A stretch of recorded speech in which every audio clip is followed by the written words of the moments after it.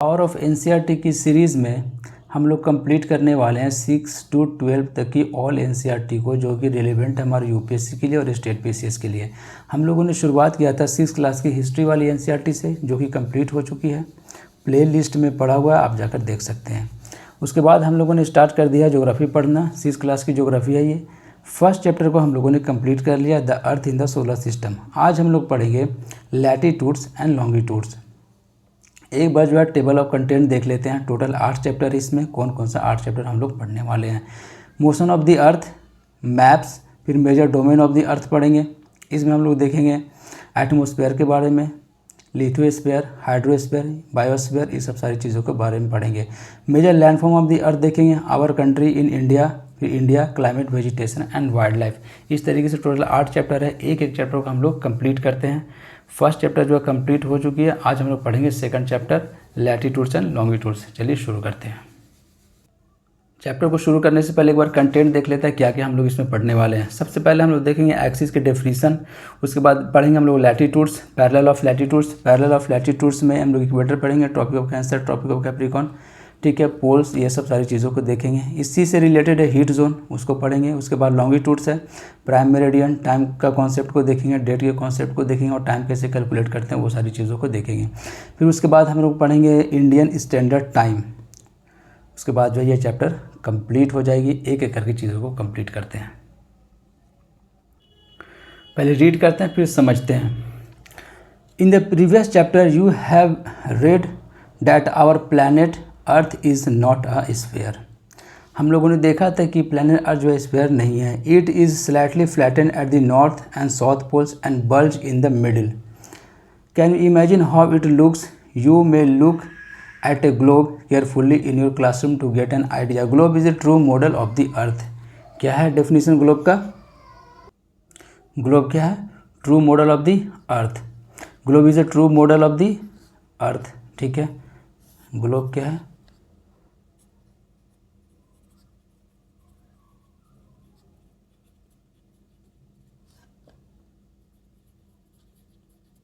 True model of the earth. Globes may be of varying size and type, big ones which cannot be carried easily, small pocket globes, and globe-like balloons which can be inflated and are handy and carried with ease. The globe is not fixed. It can be rotated the same way as top spin or a potter's wheel is rotated. On the globe, countries, continents and oceans are shown in their correct size. Globe पे जो भी represent किया गया है, country हो, continent हो, ocean हो, सब करेक्ट साइज में रिप्रेजेंट किया गया है, ठीक है। ग्लोब क्या है? ट्रू मॉडल ऑफ द अर्थ। ये डेफिनेशन हो गया ग्लोब का। अब हम लोग देखते हैं एक्सिस क्या होता है। It is difficult to describe the location of a point on a space like the Earth. Now the question arises as to how to locate a place on it. We need certain points of reference and lines to find out the location of the places. सारी कहानी को पढ़ेंगे हम लोग, एक एक करके पहले रीड कर लेते हैं, उसके बाद सारी चीज़ों को देखते हैं। You will notice that a needle is fixed through the globe in a tilted manner. ठीक है, tilted manner, which is located its axis. Two points on the globe through which the needle passes are two poles, north pole and the south pole. इसी से क्या पास हो रहा है? Axis pass हो रहा है। The globe can be moved around this needle from west to east.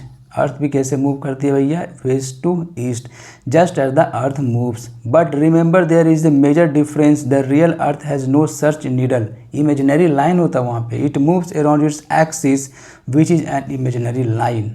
तो क्या कहा गया? एक्सिस कहा गया। अब एक्सिस समझते हैं क्या होता है।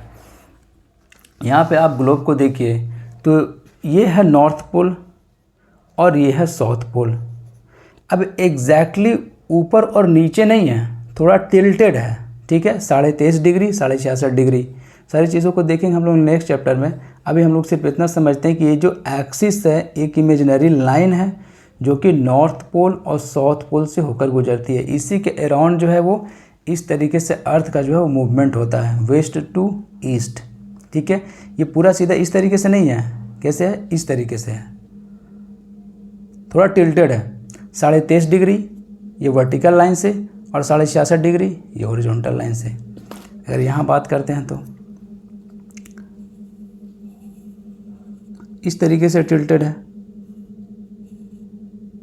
सही है। 23.5, 66.5 यह है एक्सिस।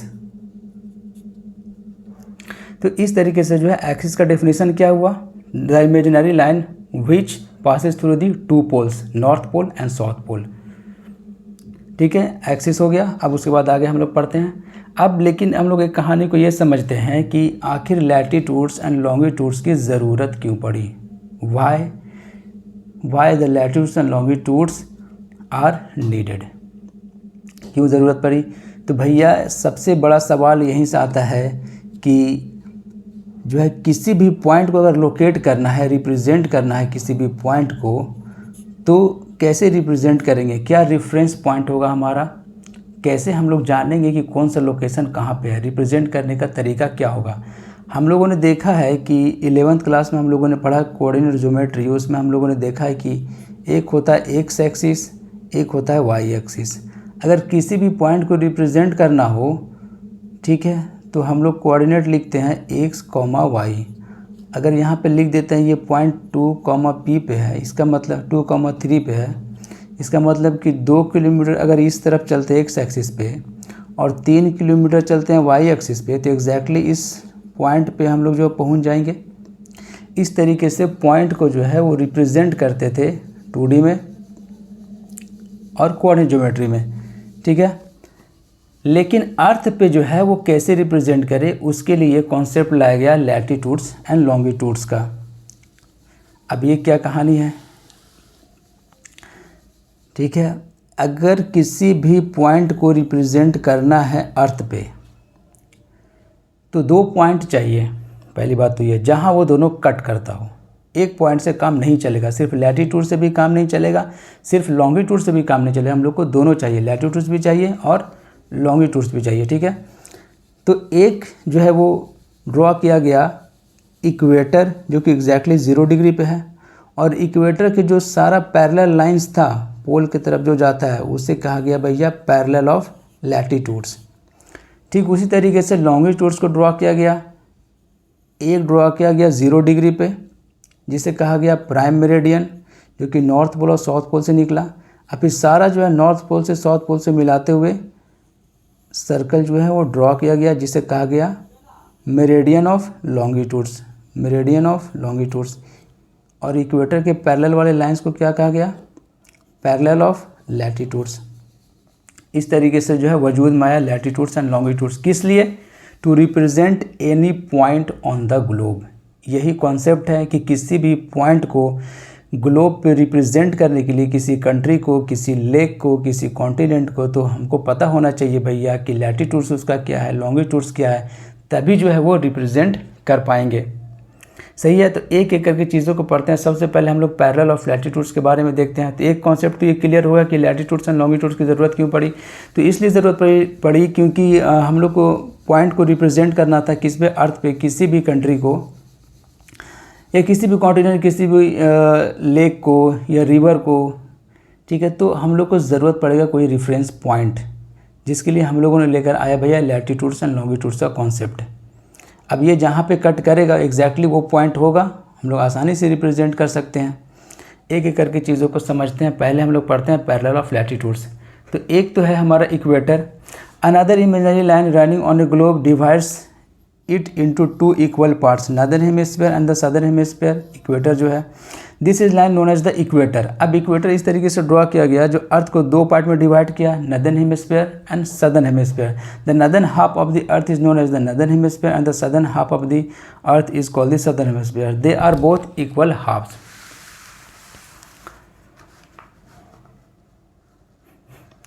ये अर्थ है और ये इक्वेटर है, ठीक है, 0 डिग्री। तो इक्वेटर जो है ऊपर वाला कहलाया नॉर्दर्न हेमिस्फीयर और नीचे वाला कहलाया सदर्न हेमिस्फीयर। इस तरीके से 2 पार्ट में जो है डिवाइड किया गया अर्थ को by the equator. Therefore the equator is an imaginary circular line and is a very important reference point to locate places on the earth. All parallel circles from the equator up to the poles are called parallel of latitudes.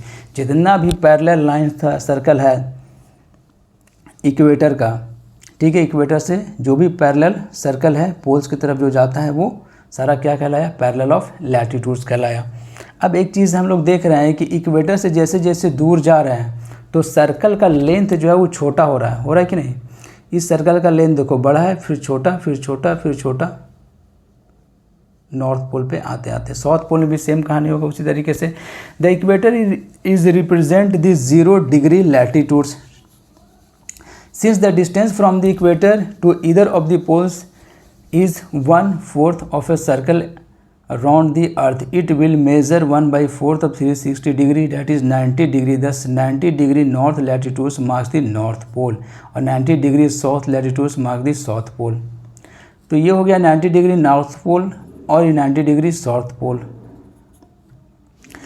As such all parallel north of equator are called north latitudes. Common sense की बात है, north वाले तरफ को north latitudes कहा गया और south वाले तरफ को साउथ लैटिट्यूड्स कहा गया। The value of each latitude is therefore followed by either the word north or south. अगर इक्वेटर के ऊपर है तो नॉर्थ, ठीक है, इस्तेमाल करेंगे और नीचे है तो साउथ इस्तेमाल करेंगे। For example both Chandrapur in Maharashtra India and Belo Horizonte in Brazil South America are located on parallel of about 20 degree latitudes but the former is 20 degree north of the equator and the latter is 20 degree south of the equator. तो महाराष्ट्र जो है, चंद्रपुर महाराष्ट्र में जो है वो 20 degree north of the equator है। और same अगर नीचे आते हैं, ठीक है, इक्वेटर से नीचे वाला 20 डिग्री साउथ वाले में जाते हैं तो वहाँ पे क्या है, ये हमारा Horizonte in Brazil. Of it we therefore say that Chandrapur is situated at 20 degree north latitudes and Belo Horizonte is situated at 20 degrees south latitudes. We see in figure 2.2 as we move away from the equator the size of the parallel of latitudes decreases. ठीक है, जैसे जैसे हम लोग ऊपर जाते हैं तो पैरेलल ऑफ लैटिट्यूड्स का जो साइज जो है वो डिक्रीज कर रहा है। इस तरीके से पैरेलल ऑफ लैटिट्यूड्स के बारे में हम लोगों ने पढ़ा। अब हम लोग देखेंगे कि इम्पोर्टेंट पैरेलल ऑफ लैटिट्यूड्स कौन कौन सा है। ठीक है, एक तो हम लोगों ने पढ़ा भैया 0 डिग्री, जिसे कहा गया इक्वेटर, जो अर्थ को 2 पार्ट में डिवाइड करता है। पहली बात तो ये जो है। उसके बाद जो है हम लोग देखते हैं ट्रॉपिक ऑफ कैंसर है 23.5 डिग्री नॉर्थ वालों को क्या कहते हैं, लाइन को Tropic of Cancer. Northern hemisphere में ट्रॉपिक ऑफ कैप्रिकॉर्न साउथ वाले में, ठीक है, 23.5। In the southern hemisphere Arctic Circle 66.5 degree north of the equator और Antarctic Circle 66.5 degree south of the equator. तो इस तरीके से ये सारा जो है पैरेलल ऑफ लैटिट्यूड्स है जो कि इम्पोर्टेंट है। पहला है क्या, फिगर में देखते हैं ज़्यादा समझ में आएगा। 0 डिग्री ये हो गया इक्वेटर,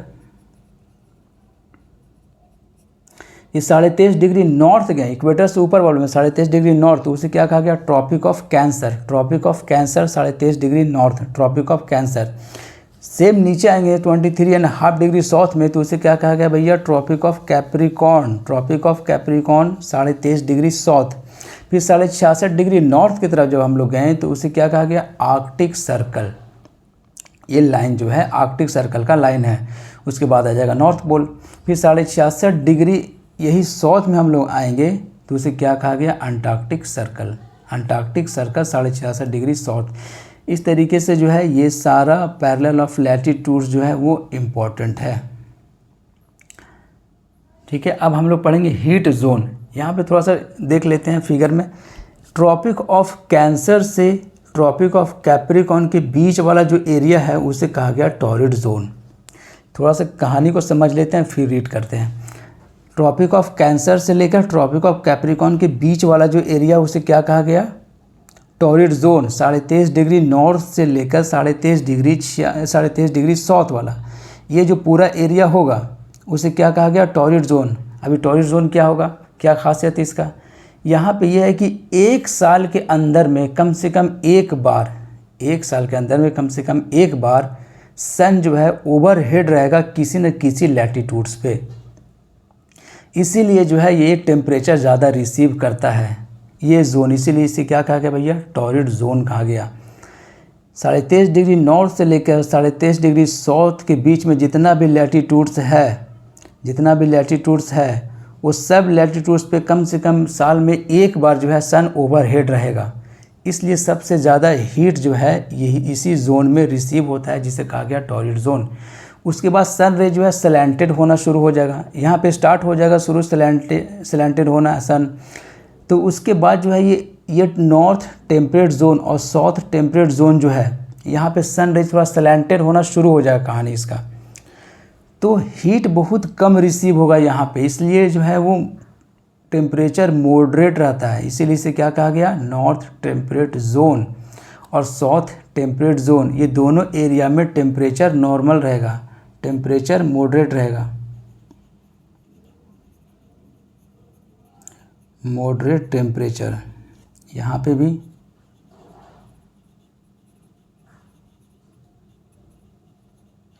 मॉडरेट टेम्परेचर, यहाँ पे receive high temperature torrid zone में। उसके बाद आता है फ्रिजिड जोन। फ्रिजिड जोन क्या है, 66.5 डिग्री नॉर्थ से लेके पूरा वाला एरिया नॉर्थ पोल वाला, और फिर ये 66.5 डिग्री साउथ से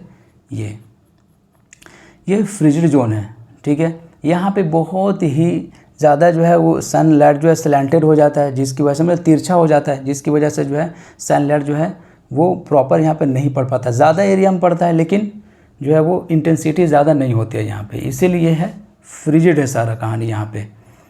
इस तरीके से जोन को हम लोगों ने पढ़ा भैया। टॉरिड जोन यहाँ पे रिसीव करता है ज़्यादा हीट, क्योंकि कम से कम साल में एक बार सन जो है ओवरहेड रहता है। हर एक लैटिट्यूड्स पे कोई ना कोई लैटिट्यूड्स पे एक बार सन जो है ओवरहेड रहेगा ज़रूर। उसके बाद जो है हम लोगों ने टेम्परेट जोन पढ़ा है, इसमें जो है मॉडरेट टेम्परेचर होता है, यहाँ पे भी मॉडरेट टेम्परेचर रहेगा, साउथ टेम्परेट जोन में भी और नॉर्थ टेम्परेट जोन में भी। फिर उसके बाद फ्रिजिड जोन है, जो कि 66.5 डिग्री नॉर्थ से पोल तक और 66.5 डिग्री जो है वो साउथ से यहाँ तक 90 डिग्री पोल तक नॉर्थ है, ये साउथ है। इस तरीके से जो है वो हीट जोन जो है कंप्लीट होता है। अब रीड करके देखते हैं कि क्या है इसमें। पहले यह फिगर देखिए, जब टिल्टेड नहीं है सन जो है वो टिल्टेड नहीं है तो जो हीट जो पड़ रही है तो वो सीधा इंटेंसिटी ज़्यादा होगा, एरिया कम लगेगा।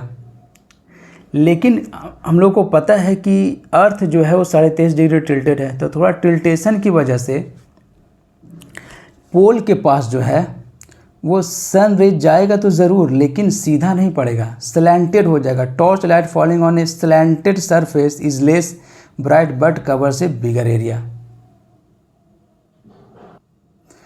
तो सनरेज क्या हो जाता है, स्लैंटेड हो जाता है, क्योंकि सरफेस स्लैंटेड है।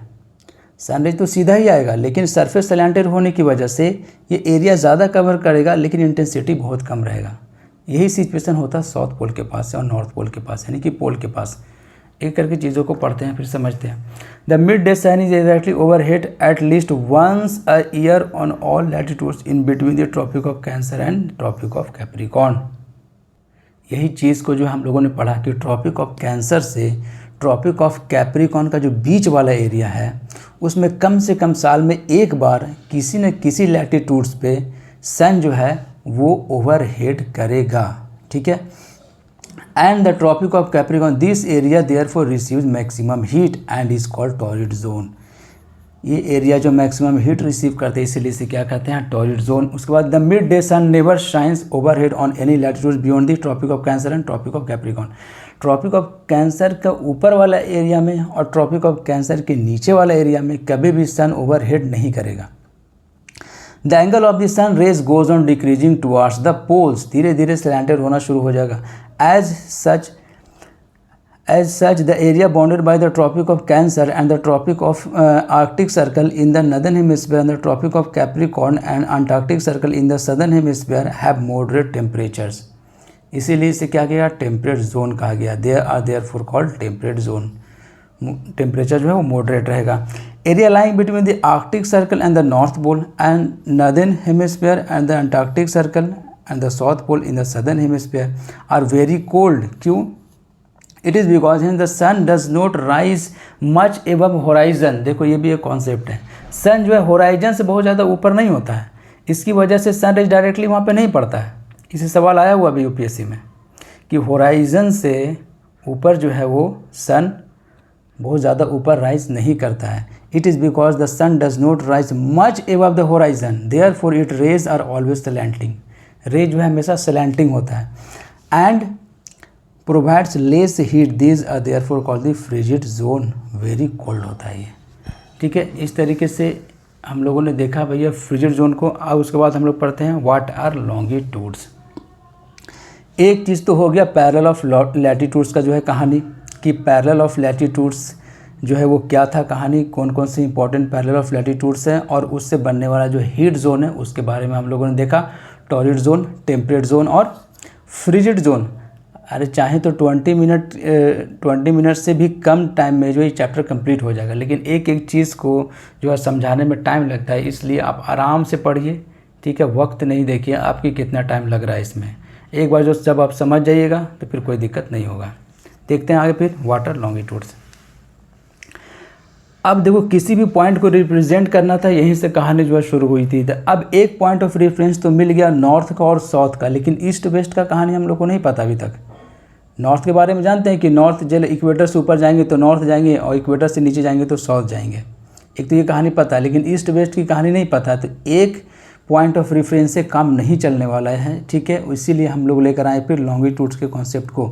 To fix the position of a place it is necessary to know something more than the latitudes of the places. You can see for example that Tonga island in the Pacific Ocean and Mauritius island in the Indian Ocean are situated on the same latitude 20 degree south. अब देखो 20 degree south पे ये tonga island और Mauritius ये दोनों हैं।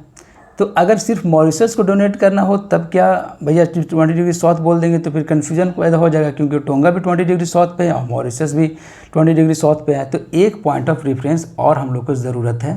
ठीक है, लॉन्गिट्यूड्स की।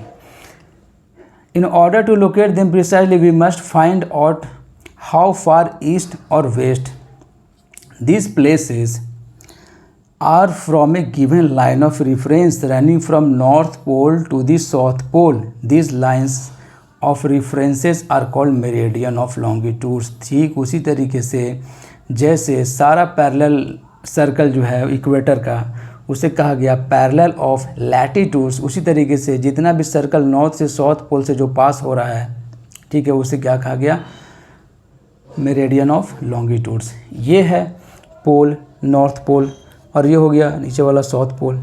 अब ये जो एग्जैक्टली यहाँ पे आया 0 डिग्री रेफरेंस हो गया। अब इसके इस तरफ वाला राइट साइड में सारा कहलाया ईस्ट, ठीक है, और वेस्ट साइड वेस्ट कहलाया। और 0 डिग्री के सीधा अगर उस तरफ जाएंगे इसके अपोजिट में तो 180 डिग्री होगा। अब 0 डिग्री और 180 डिग्री जब मिलता है दोनों, ठीक है, मेरिडियन, तो उसके बाद जो अर्थ को 2 पार्ट में डिवाइड करेगा। ठीक है, एक तो ये चीज़ हो गया। हर एक लॉन्गिट्यूड्स के सामने वाला जब लॉन्गिट्यूड्स को लेंगे वो दोनों को जब मिलाएंगे तो अर्थ को 2 पार्ट में ही डिवाइड करेगा। आगे चलते हैं, कंफ्यूज नहीं होना है। And the distance between them are measured in degrees of longitudes. Each degree is further divided into minutes and minutes into second. They are semicircle and the distance between them decreases steadily polewards. ठीक है, जैसे जैसे हम लोग ऊपर की तरफ जाएंगे डिस्टेंस घटते चला जाता है और सब आकर कहाँ मिलता है, पोल पे आकर मिलता है। पोलवर until it becomes 0 at the poles where all the meridian meet. सारे मेरिडियन कहाँ मिल रहा है, सारे पोल्स के पास, नॉर्थ पोल के पास यहाँ, साउथ के पोल के पास नीचे। आगे चलते हैं। Unlike parallel of latitudes all meridian are equal length. ठीक है, उसमें तो डिक्रीज कर रहा है तो ऊपर जा रहे हैं तो लेंथ, लेकिन इसमें वैसा नहीं है, सारा जो है मेरिडियन है वो सबका इक्वल लेंथ है। Thus it was difficult to number the meridians, hence all countries decide that the count should begin from the meridian which passed through Greenwich, जो कहाँ है, British Royal Observatory is located, यहीं से पास क्या करा, Greenwich. ठीक है, उसी को रेफरेंस पॉइंट माना गया जिसे कहा गया prime meridian 0 degree longitudes, and from it we count 180 degree eastward as well as 180 degree westward. The prime meridian and 180 degree meridian, अभी आप लोगों को बताए थे कि द प्राइम मेरिडियन यानी कि 0 डिग्री और 180 डिग्री मेरिडियन दोनों जो जब मिलेगा तो अर्थ को 2 पार्ट में डिवाइड करेगा into 2 equal halfs, the eastern hemisphere and the western hemisphere. ठीक उसी तरीके से पैरेलल ऑफ लैटिट्यूड्स में है जो है वो 0 डिग्री लैटिट्यूड्स यानी इक्वेटर अर्थ को 2 पार्ट में डिवाइड कर रहा था। ठीक है, इस तरीके से इक्वेटर जो था एक नॉर्दर्न हेमिस्फीयर कहलाया, एक सदर्न हेमिस्फीयर कहलाया। अब उसके बाद आया भैया लैटिट्यूड्स, ये 0 डिग्री लैटिट्यूड्स और उधर 180 डिग्री, ये दोनों मिला तो इस तरफ वाला कहलाया वेस्टर्न हेमिस्फीयर और इस तरफ वाला कहलाया ईस्टर्न हेमिस्फीयर। ये भी 2 पार्ट में डिवाइड किया अर्थ को। The eastern hemisphere and the western hemisphere therefore the longitude of place is followed by the letter E, इस तरफ वाला, और उसके बाद to the east and the west of W for the west. It is however interesting to note that 180 degree east and 180 degree west meridian are on the same line. Common sense की बात है। आप जब इस globe को आप जब देखेंगे तो पता चलेगा कि 0 डिग्री से अगर हम 180 डिग्री इस तरफ जाते हैं तो फिर 180 डिग्री यही मिलेंगे, और अगर 180 डिग्री अगर हम जाते हैं वेस्ट की तरफ तो सेम लाइन यहीं पहुंचेंगे। तो यही वो कहना चाह रहे हैं एनसीईआरटी कि ईस्टवर्ड भी जाएँ 180 डिग्री तो और वेस्टवर्ड जाएँ 180 डिग्री तो दोनों सेम लाइन होगा। Interesting to note that 180 degree east and 180 degree west meridians are on the same line.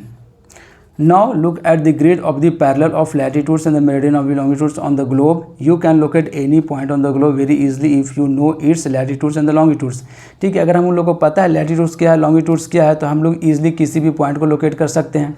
ये ग्रिड बनाता है। ग्रिड कैसे बना? पैरेलल ऑफ लैटिट्यूड से एंड मेरिडियन ऑफ लॉन्गिट्यूड्स को जब मिलाएं तो हम लोग क्या बना? ग्रिड बना। ठीक है,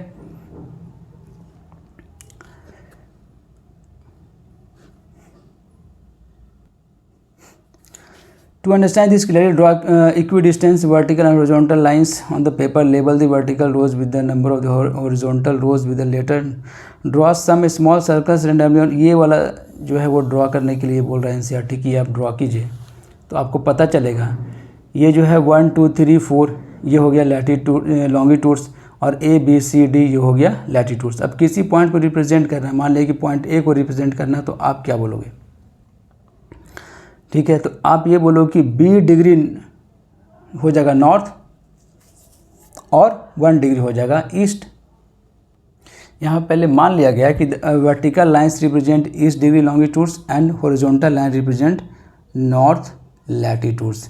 ईस्ट लॉन्गिट्यूड्स और north latitudes, vertical line horizontal line. तो अगर पॉइंट A को रिप्रेजेंट करना हो तो हम क्या बोलेंगे? B डिग्री नॉर्थ, ये B डिग्री नॉर्थ हो गया और 1 डिग्री ईस्ट हो गया क्योंकि ये सारा क्या है? ईस्ट की तरफ है माना गया है और ये वाला माना गया है नॉर्थ की तरफ। इस तरीके से किसी भी पॉइंट को लोकेट कर सकते हैं। मान लिया कि C पॉइंट को लोकेट करना है तो क्या कहा जाएगा भैया कि C डिग्री नॉर्थ हो गया और 3 डिग्री ईस्ट हो गया। एग्जैक्ट पॉइंट पता चल गया क्योंकि अब ग्रिड बन गया ना। आगे चलते हैं, क्या कहानी। ये एक फिगर दिया हुआ है एनसीईआरटी में जो कि ये है ग्रीनविच टाइम जो कि पास कर रहा है देखो इंग्लैंड से। ठीक है, मार्क कर लेते हैं, ये पास कर रहा है इंग्लैंड से। ठीक है, ये है भैया ग्रीनविच टाइम। यहाँ पे इंटरनेशनल डेट लाइन देखो, इंटरनेशनल डेट लाइन ये पास करता है बेरिंग स्ट्रेट से। इसमें नहीं दिया हुआ है पर आपको थोड़ा ध्यान रखना है कि बेरिंग स्ट्रेट से पास करता है इंटरनेशनल डेट लाइन। और इंडिया का ये याद रखना है कि देखो भैया ये है 5.5 घंटा जो है ईस्ट की तरफ जो है टाइम गेन होता है प्लस 5.5 घंटा है। ये ग्रीनविच टाइम से जो ईस्ट की तरफ वाला सारा है कहानी उसमें सारा प्लस आप देख रहे होगे, ये टाइम गेन कर रहा है। ठीक है, और जो वेस्ट वाला पार्ट है उसमें सारा माइनस में है, ये टाइम जो है लैप्स कर रहा है। बस इतना ही समझना था इस फिगर में, इससे ज़्यादा नहीं। ये ग्रीनविच टाइम है, कहाँ से निकल रहा है? लंदन से। इसके ईस्ट तरफ वाला सारा प्लस में है यानी कि टाइम को जो है गेन कर रहा है, और इसके जो है वेस्ट वाला पार्ट उसमें सारा माइनस में है, टाइम को जो है वो लैप्स कर रहा है। इंटरनेशनल डेट लाइन है, कहाँ से पास हो रहा है? बेरिंग स्ट्रेट से। पढ़ते हैं लॉन्गिट्यूड्स एंड टाइम। कुछ नहीं, ये बहुत आसान है, डिफ़िकल्ट देखने में लग रहा होगा लेकिन 2 मिनट का कहानी है, कंप्लीट करते हैं। The best means of measuring time is by the movement of the earth, the moon and the planets. The sun regularly rises and sets every day and naturally it is the best time keeper throughout the world. Local time can be record by the shadow cast by the sun which is the shortest at noon and longest at sunrise. सबसे shortest जो है shadow cast कब होता है? दोपहर के time में, और जैसे जैसे शाम ढलने लगेगा तो शैडो बड़ा होते चला जाएगा। यही पहचान है कि दोपहर हो रही है और फिर धीरे धीरे हम लोग शाम की तरफ जा रहे हैं। सबसे बेस्ट तरीका है ये जानने का। With the prime meridian of Greenwich has the sun at the highest point in the sky, all the places along this meridian will have midday और noon. As the earth rotates from west to east, ये आपको याद रखना हमेशा, अर्थ कैसे rotate करता है? West to east. Those places east of Greenwich will be ahead of Greenwich time. यही तो आप लोग को बताएं फिगर में कि जो भी ईस्ट की तरफ है वो सादा जो है वो गेन करेगा time, the Greenwich time, and those to the west will be behind it. और जो वेस्ट में है वो बिहाइंड रहेगा, पीछे रहेगा, लैप्स करेगा time. The rate of difference can be calculated as follows. The earth rotate 360 degree in 24 hours. ठीक है, देखते हैं क्या है ये कहानी। आपको तो समझना ये है कि 360 डिग्री जो है वो अर्थ रोटेट कर रहा है 24 आवर में। तो अगर हम ये कहेंगे कि 360 डिग्री और 24 इंटू 60 मिनट कर देते हैं, कोई दिक्कत है? कोई दिक्कत नहीं है। अब इसको कट करते हैं, ये हो गया 0 से 0, ये हो गया 6 टाइम्स और ये हो गया 4 टाइम्स। मतलब ये हुआ कि 1 डिग्री में 4 मिनट आया। 1 डिग्री कहीं भी ऊपर नीचे हुआ तो 4 मिनट का ऊपर नीचे हो जाएगा कहानी। As the earth rotates from west to east, those places east of Greenwich will be ahead of the Greenwich time, gain करेगा टाइम, एंड वेस्ट की तरफ जो है वो बिहाइंड रहेगा। The rate of difference can be calculated as the follows. 360 degree in 24 hours which means 15 degree in 1 hour and 1 degree in 4 minutes. Thus, when it 12 noon at Greenwich time, 15 degree east of the Greenwich will be 15 into 4, 60 minutes, 1 hour ahead Greenwich time, which means 1 PM. But at 15 degree west of the Greenwich time, 11 बजेगा। क्या कहानी चल रहा है? कहानी ये चल रहा है कि ग्रीनविच टाइम में 12 नून हो रहा है। ठीक है, ग्रीनविच टाइम में 12 नून हो रहा है। तो कहा क्या गया कि भैया, कहा यह गया कि 15 डिग्री ईस्ट निकालिए अपना, तो निकाल लेते हैं। 15 इंटू 4 कर देंगे, क्योंकि 1 डिग्री में 4 मिनट का ऊपर नीचे हो रहा है। तो 15 डिग्री ईस्ट में क्या होगा? 15 इंटू 4 यानी कि 60 मिनट आया, मीन्स 1 आवर। अब देखो ये हमारा रेफरेंस पॉइंट है, इधर जाएंगे तो गेन करेगा, इधर जाएंगे तो लैप्स करेगा टाइम। अगर हम ईस्ट की तरफ बात करें तो यहाँ 12 नून हो रहा है, तो इधर जाएंगे तो क्या करेगा? गेन करेगा टाइम, तो यहाँ 1 PM हो जाएगा और इधर 11 हो जाएगा AM। यही कहानी है। 1 hour ahead of the Greenwich time which means 1 PM but at 15 degree west of Greenwich. अगर ग्रीनविच से वेस्ट की तरफ बात करते हैं तो 11 PM हो जाएगा, 1 घंटा कम जाएगा। और जब अगर वैसे ही उसी तरीके से हम लोग ईस्ट में अगर बात करते हैं तो 1 घंटा बढ़ जाएगा। ठीक है, क्योंकि ईस्ट की तरफ जो है टाइम गेन होता है और वेस्ट की तरफ टाइम लैप्स होगा, वेस्ट टू ईस्ट मूव करने की वजह से। ठीक है, that it will be 11 AM similarly at 180 degree it will be midnight when it is 12 noon एट Greenwich. At any place a watch can be adjusted to read 12 o'clock when the sun is the highest point in the sky, that is when it is midday. The time shown by such a watch will given the local time for the place. You can see that all places on the given meridian of longitudes have the same local time. हम लोग सबसे ज़्यादा important जो है पढ़ना वो है why do we have standard time। क्यों ज़रूरी है भैया? अगर ट्रेन का टाइम टेबल को बनाना है और अलग अलग रहेगा टाइम जोन, तो फिर कैसे काम चलने वाला है। पढ़ते हैं हम लोग why do we have standard time.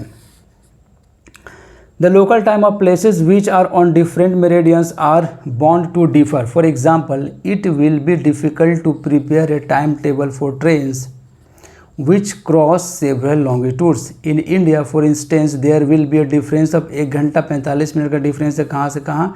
In the local time of Dwarka in Gujarat, एक छोर को पकड़ ले तो वेस्ट वाले को, और ईस्ट वाले को अगर पकड़ ले डिब्रूगढ़ इन असम।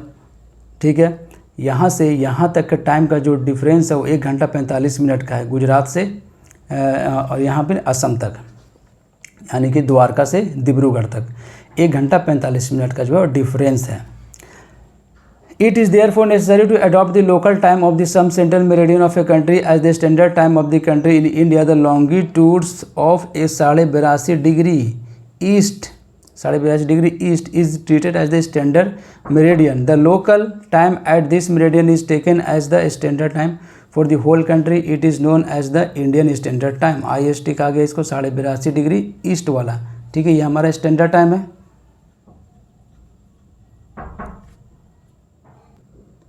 स्टैंडर्ड टाइम जोन है क्या है भैया, 82.5 डिग्री ईस्ट। अब देखो इस कॉन्सेप्ट पे अगर चलते हैं, 1 डिग्री में 4 मिनट ऊपर नीचे हो रहा है, तो 82.5 डिग्री का क्या कहानी है, 82.5 है। तो इस तरीके से अगर इसको हम कैलकुलेट करते हैं तो कितना आएगा, तो ये हो गया 2 2 ज़ा 4 यानी कि 5 165/2, एम आई राइट, इतना डिग्री हो गया ये। अब इसको मल्टीप्लाई कर देते हैं 165/2 को 4 से, ये हो गया 2 2 ज़ा 4 और ये आ गया कितना भैया 330 मिनट। अब इस मिनट को डिवाइड कर आवर में निकाल लेते हैं तो हो गया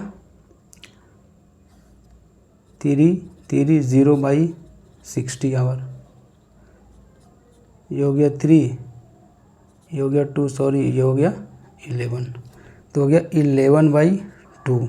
इसका मतलब क्या हो गया 2 5 ज़ा 10, 5 1/2 आवर। यही तो है 5.5 घंटे का जो है वो गेन है इंडिया में ग्रीनविच टाइम से, ठीक है। इस तरीके से निकाल लेंगे हम लोग, बहुत ही आसान है। 5 घंटा 30 मिनट। आगे चलते हैं।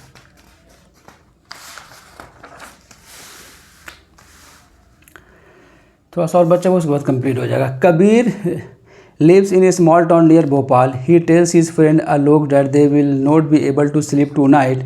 A day and night cricket match between India and England. समझने के लिए एग्जांपल दिया हुआ है, रीड कर लेते हैं, कोई नुकसान नहीं है।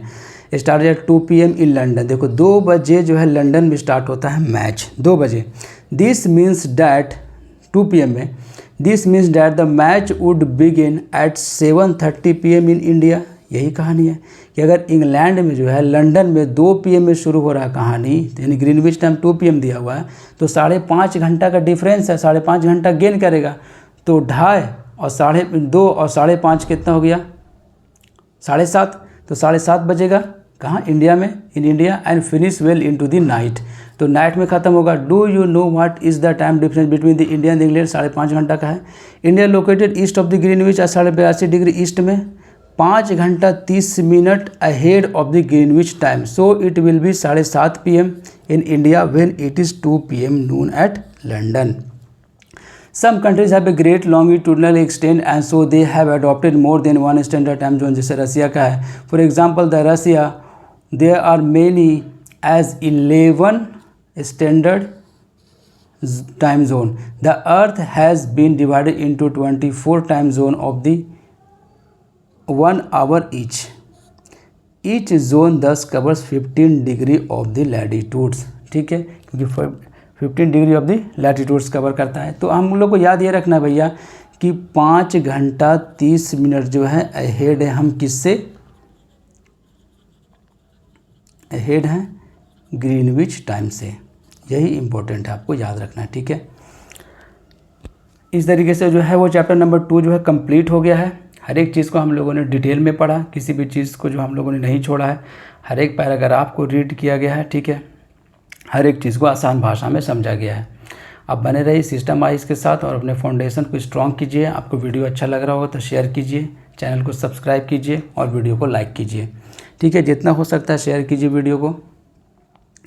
मिलते हैं फिर नेक्स्ट चैप्टर में हम लोग, चैप्टर नंबर 3 में, जिसमें हम लोग पढ़ेंगे मोशन ऑफ द अर्थ। इसमें हम लोग देखेंगे रोटेशन रेवोल्यूशन का कॉन्सेप्ट देखेंगे, सर्कल ऑफ इल्यूमिनेशन क्या होता है, दिन रात का क्या कहानी है, सीज़न का क्या कहानी है, वो सारी चीज़ों को हम लोग पढ़ेंगे चैप्टर नंबर 3 में।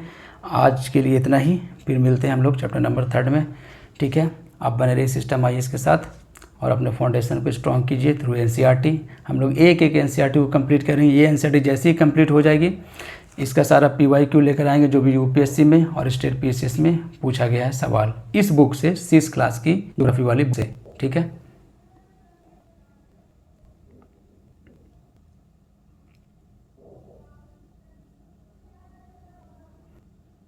ठीक है, फिर कंप्लीट करते हैं लोग। नेक्स्ट चैप्टर में मिलते हैं। Thanks for watching, thank you very much.